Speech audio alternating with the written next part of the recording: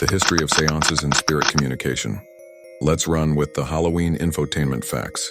There's something about candlelight, an empty room, and the quiet hum of anticipation that chills the air. The idea that the veil between the living and the dead can be lifted, even for a moment, has fascinated humanity for centuries. From ancient rituals to modern spirit boards, humans have always sought a way to reach beyond the grave. It began long before the word séance was ever spoken. Ancient Egyptians believed the spirits of the dead could visit the living through dreams.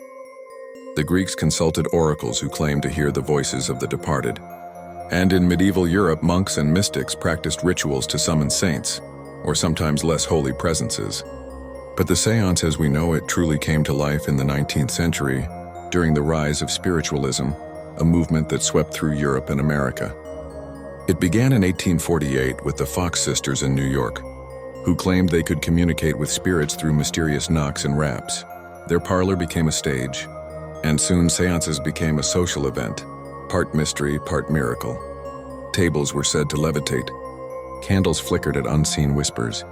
People wept, believing they were hearing from lost loved ones. Mediums, often women, took center stage, guiding the conversation between worlds. For many, these gatherings were more than entertainment. They offered comfort in an age of uncertainty, when death and disease were constant companions.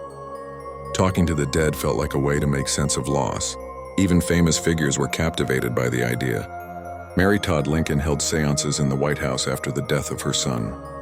Sir Arthur Conan Doyle, creator of Sherlock Holmes, became one of spiritualism's most passionate defenders.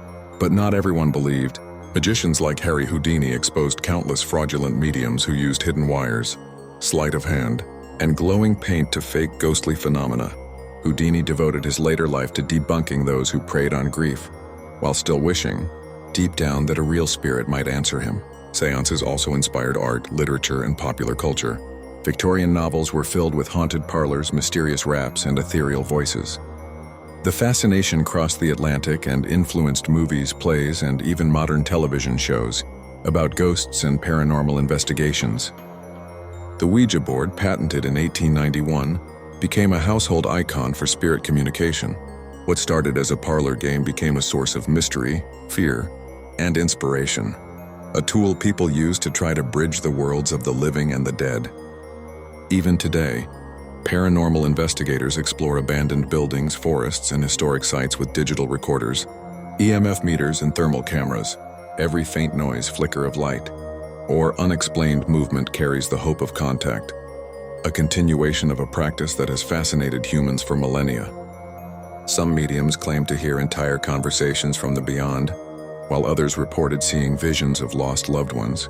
People would leave offerings, flowers, food, or trinkets, believing these gestures would make spirits more willing to respond. Rooms filled with quiet anticipation often became stages for both wonder and heartbreak. Seances weren't limited to Europe or America. Across Asia, Africa, and South America, cultures developed their own methods of contacting ancestors and spirits. From shamanic rituals in Siberia to spiritual ceremonies in the Amazon, the desire to reach the unseen world is universal. Perhaps that's why the idea of communicating with the dead never truly fades. It taps into something deep inside all of us, the longing to connect, to understand, and to know that those we love are never truly gone. And then there's the quiet magic of the moment. The flicker of candlelight, the soft shuffle of papers, the gentle creak of a floorboard.